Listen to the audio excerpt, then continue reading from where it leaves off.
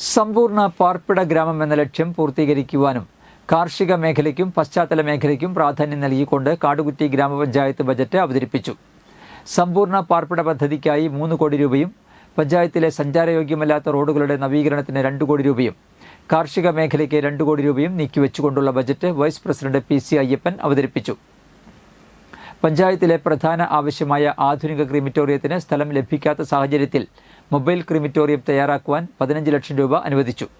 കായിക വികസനത്തിന് 20 ലക്ഷം, ആരോഗ്യ ഗ്രാമം പദ്ധതിക്കായി 10 ലക്ഷം, പട്ടികജാതി വികസനത്തിനായി 63,63,000 രൂപ, സാംസ്കാരിക മേഖലയ്ക്കായി 1,50,000 രൂപ, പഞ്ചായത്ത് മേളയ്ക്ക് പ്രത്യേകമായി 1,20,000 രൂപ എന്നിവ വകയിരുത്തി. ഉൽപാദന മേഖലയ്ക്ക് 2,27,50,000 രൂപയും സേവന മേഖലയ്ക്ക് 9,58,45,000 രൂപയും വകയിരുത്തി.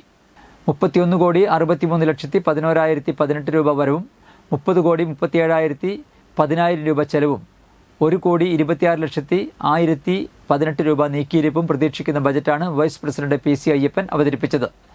പ്രസിഡന്റ് പ്രിൻസി ഫ്രാൻസിസ് അധ്യക്ഷത വഹിച്ചു.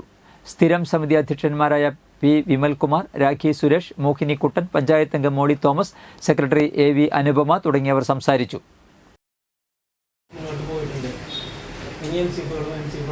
അതുകൊണ്ട് തന്നെ ഈ വർഷം അതിൻ്റെ പ്രവർത്തനങ്ങൾ ഒന്നുകൂടി മെച്ചപ്പെടുത്താനായിട്ട് മാലിന്യമുക്ത ഗ്രാമം എന്നുള്ള പദ്ധതി വിഭാവനം ചെയ്യണം. നാടിൻ്റെ വികസനവും വളർച്ചയും നിലനിർത്തുന്നതിനോടൊപ്പം നാടിനെ ശുചിത്വമുള്ളതും സുന്ദരമായതുമായ ഗ്രാമമായി കാത്തു സൂക്ഷിക്കേണ്ടതുണ്ട്. മാലിന്യ സംസ്കരണവുമായി വാതിൽപ്പടി സേവനവും മെറ്റീരിയൽ കളക്ഷൻ പഞ്ചായത്ത് പ്രഖ്യാപനമാണ് നമ്മുടെ സർക്കാർ നിർദ്ദേശപ്രകാരം നൽകി. അത് ഈ മാസം 28-ാം തീയതി നമ്മുടെ പറഞ്ഞപ്പോൾ ഇന്നലെ നമുക്ക് ബഹുമാനപ്പെട്ട ജില്ലാ കളക്ടർ ഡേറ്റ് തന്നിട്ട് തന്നു. അംഗങ്ങളെ അറിയിച്ചിട്ടില്ല, ഞങ്ങൾ കഴിഞ്ഞിട്ടാണ് നമ്മൾ അറിയിച്ചിട്ടുള്ളത്.